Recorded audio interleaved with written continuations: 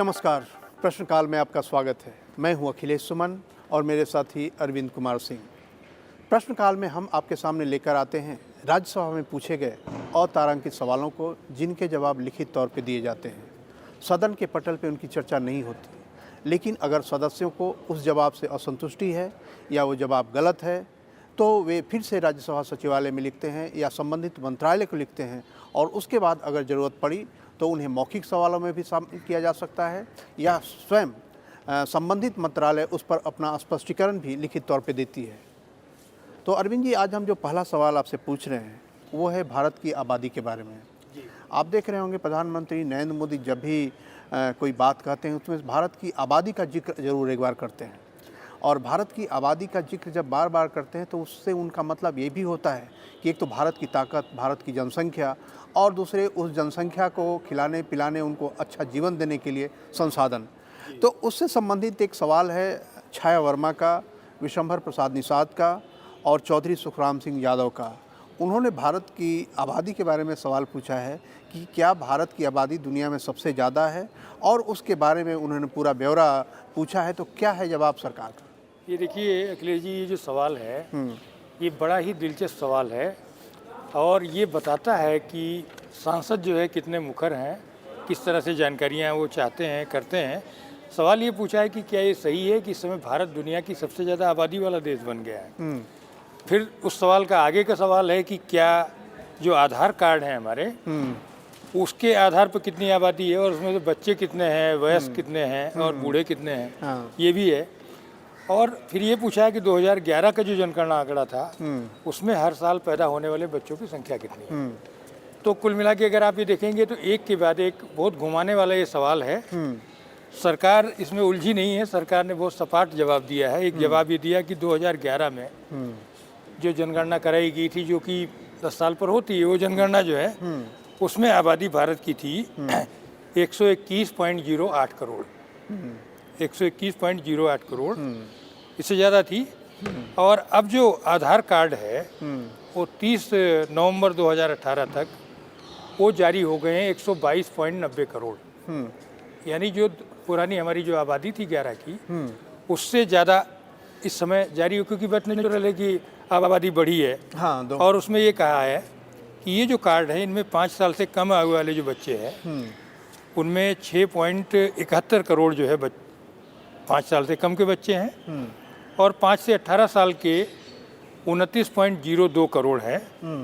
तो कुल मिलाकर के ये जो है ब्यौरा ये दिया गया है। इसमें अखिलेश जी ये भी बताया कि 2011 का जो अंतिम एक साल था उसमें जन्मे बच्चों की संख्या इसमें दी हुई है, और ये भी बताया कि जो सैंपल सर्वे है रजिस्ट्रेशन, उसमें आंकड़े के हिसाब से 2016 में जो जन्म दर थी वो 20.4 थी, और मृत्यु दर जो है 6.4।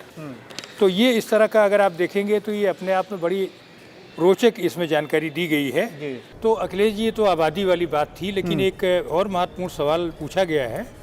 ये बॉम्बे हाउस, जो कि जिन्ना हाउस के नाम से जाना जाता है, और मोहम्मद अली जिन्ना वहाँ रहे थे, और वो पाकिस्तान कई बार उसके लिए मांग करता है। बिल्कुल, हाँ। इससे जो जुड़ा सवाल है सरदार सुखदेव सिंह ढींढसा जी का, ये क्या जवाब आया है, सरकार क्या करने जा रही है इस पर? हाँ, सुखदेव सिंह ढींढसा ने जो सवाल पूछा है वो सवाल ये है कि मोहम्मद अली जिन्ना के जिस बॉम्बे हाउस को सरकार ने शत्रु संपत्ति के रूप में घोषित किया है, इसका उपयोग करने के विचाराधीन प्रस्ताव का ब्यौरा क्या है।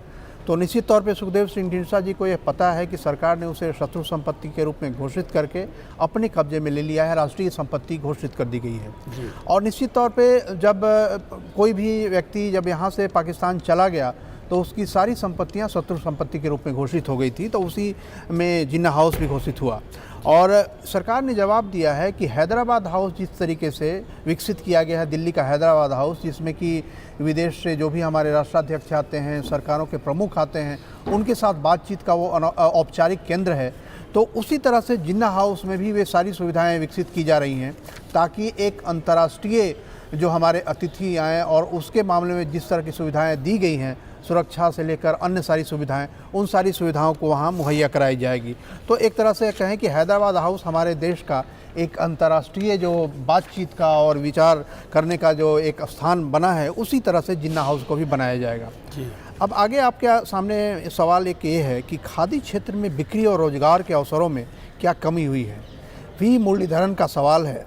हालांकि हम देखते हैं कि खादी के बारे में प्रधानमंत्री नरेंद्र मोदी ने भी खादी को बढ़ाने के लिए काफ़ी प्रयास किया। उन्होंने भी बोला खादी को जीवन शैली के रूप में विकसित कीजिए, लेकिन खादी के नाम पे कई कंपनियों ने भी कपड़े बेचने शुरू किए, जिस पर भी सवाल उठा।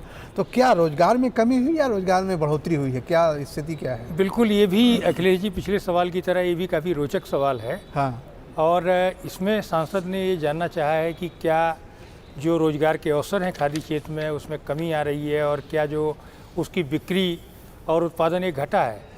जबकि सरकार ने बहुत आंकड़ों के साथ, पूरा एक साल के आंकड़ों के साथ एक विस्तृत जवाब दिया है और ये कहा कि नहीं, ये ऐसा कोई बात नहीं है। खादी में उत्पादन भी बढ़ा है, बिक्री भी बढ़ी है और रोजगार बढ़े हैं। अच्छा, तीनों बढ़े हैं। तो जैसे मोटे तौर पर एक मोटा अंदाज जो खादी और ग्रामोद्योग दोनों शामिल हैं इसमें 2015-16 में जो कुल उत्पादन था उसका मूल्य था जो है 34,490 करोड़ से ज़्यादा। वो 17-18 तक पहुंच गया है 48,081 करोड़ से ज़्यादा। तो उसी तरह से बिक्री है, वो बिक्री 2017-18 का आंकड़ा अगर लीजिए तो करीब 60,000 करोड़ के आसपास आ गई है। बिल्कुल। खादी सेक्टर को एक नई ताकत देने के लिए कई योजनाएं शुरू की गई हैं। खादी उत्पादों का निर्यात भी बढ़ा है और रोजगार बढ़ाने के साथ साथ जो इसमें कत्तन और बुनकर जो हैं, जो बुनने वाले और कताई करने वाले एक बड़ी संख्या है उनकी भी मजदूरी की दरें वगैरह बढ़ाई गई हैं अखिलेश जी। तो कुल मिलाकर के खादी और ग्रामोद्योग क्षेत्र सरकार की प्राथमिकताओं में से एक है और इसमें काफ़ी कुछ जो नए कदम उठाए गए हैं इसका निश्चित तौर पर असर देखने को मिल रहा है, क्योंकि रोजगार भी बढ़ रहा है इसमें। अब एक अगला सवाल है अखिलेश जी, काफ़ी दिलचस्प है ये कि जो अंतरिक्ष प्रौद्योगिकी है इसके लिए क्या सरकार कुछ पार्क और संग्रहालय बनाने जा रही है? अंबिका सोनी और टी सुब्बारामी रेड्डी जी का सवाल है ये, क्या जवाब क्या है? ये काफ़ी, सच में ये काफ़ी एक नवीन जानकारी देने वाला सवाल है, क्योंकि जिस तरीके से देखते होंगे कि जिस तरीके से हमारे यहाँ सॉफ्टवेयर का विकास हुआ और सॉफ्टवेयर के विकास की शुरुआत में हर जगह पे देश के तकरीबन सभी राजधानियों में सॉफ्टवेयर टेक्नोलॉजी पार्क स्थापित किए गए जहाँ जहाँ संभव था। और सॉफ्टवेयर टेक्नोलॉजी पार्क स्थापित करने से हुआ क्या कि जो सॉफ्टवेयर के बारे में जानकारियाँ थी वो भी लोगों की बढ़ी और वहाँ सॉफ्टवेयर को बढ़ावा देने में भी एक मदद मिली। तो उसी तरीके से स्पेस टेक्नोलॉजी का एक काफ़ी विकास हुआ है हमारे यहाँ, और आप देख रहे हो कि अभी हम स्पेस टेक्नोलॉजी में काफ़ी महारत हासिल कर चुके हैं। एक साथ कई सैटेलाइट छोड़े जा रहे हैं और उसके अलावा सार्क जो साउथ एशियन सैटेलाइट भी हमने छोड़ा है, जिससे कि सार्क के सभी देशों को फ़ायदा होगा। तो उसी क्रम में भारत सरकार ने यह भी सोचा है कि स्पेस टेक्नोलॉजी की जानकारी भी अन्य लोगों को दी जाए, यहाँ के आम जनता को दी जाए, छात्रों को दी जाए। और उसी के तहत सरकार ने निर्णय लिया है स्पेस गैलरीज को स्थापित करने का। स्पेस गैलरीज हर जगह स्थापित, जहाँ जहाँ संभव होगा वहाँ इसरो के सहयोग से स्थापित किया जाएगा। और शुरुआत के लिए Birla science centre Hyderabad, Nehru science centre Mumbai, national science centre Pragati Maidan Delhi, और इसके अलावा और जो छोटी छोटी जगहों पे जहाँ संभव हो पाएगा वहाँ भी स्पेस गैलरी शुरू करने का प्रस्ताव है। इसके माध्यम से कोशिश यह होगी कि बड़ी संख्या में छात्रों को इसके बारे में जानकारी दी जाए और उनको स्पेस टेक्नोलॉजी से जुड़े हुए रोजगारों से जुड़ने का भी अवसर दिया जाए, और यह भी बताया जाए कि स्पेस टेक्नोलॉजी से क्या क्या फ़ायदे हैं। बिल्कुल आपको कह सकते हैं कि ज़मीनी हकीकत जानने में भी स्पेस टेक्नोलॉजी की बड़ी भूमिका है। यहाँ तक कि ट्रैफिक के संचालन में बताया जाता है कि स्पेस टेक्नोलॉजी की हम उपयोग कर सकते हैं। तो निश्चित तौर पे भारत ने इस मामले में एक कहें कि महारत हासिल की है और इसरो एक दुनिया का एक बड़ा एक स्पेस टेक्नोलॉजी का केंद्र बनकर उभरा है। अब अगला सवाल है नई औद्योगिक नीति से संबंधित।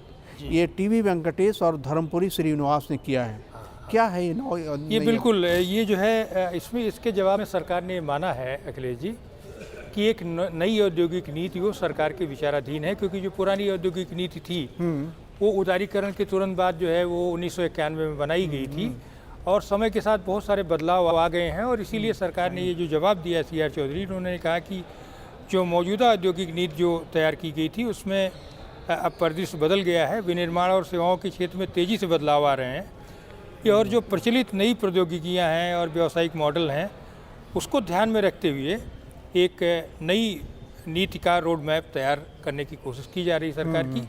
तो कुल मिलाकर के ये कहा गया है इसमें अखिलेश जी। तो देखिए अरविंद जी, जिस तरीके से हम अपने इस सवाल जवाब के इस सेशन को चला रहे हैं, एक काफ़ी अच्छे सुझाव भी आ रहे हैं और काफ़ी अच्छा इसका फीडबैक भी आ रहा है। लोगों को ये लग रहा है कि जिस तरीके से राज्यसभा में प्रश्नकाल चलता है उसे वे सदन के पटल पर तो देखते हैं, लेकिन जो हम उस सवालों को और उन जवाबों को लेकर आ रहे हैं जो पृष्ठभूमि में हैं, जिनके बारे में आम लोगों को पता नहीं चलता, बशर्ते अगर वो जाकर खुद वेबसाइट पे नहीं देखें कि क्या लिखित सवाल और क्या लिखित जवाब हैं। तो हमारी कोशिश यही है कि जो ऐसे सवाल जिनका उत्तर सदन के पटल पर नहीं दिया गया, जिनके जवाब लिखित तौर पे दिए गए, उनको आपके सामने लाएं, ताकि आपको यह पता चलता रहे कि सदन में किस तरीके के सवाल जवाब चल रहे हैं और उनके माध्यम से आपको भी देश के बारे में अद्यतन जानकारियाँ मिलती रहेंगी। तो राज्यसभा टीवी के प्रश्नकाल में आज बस इतना ही। नमस्कार।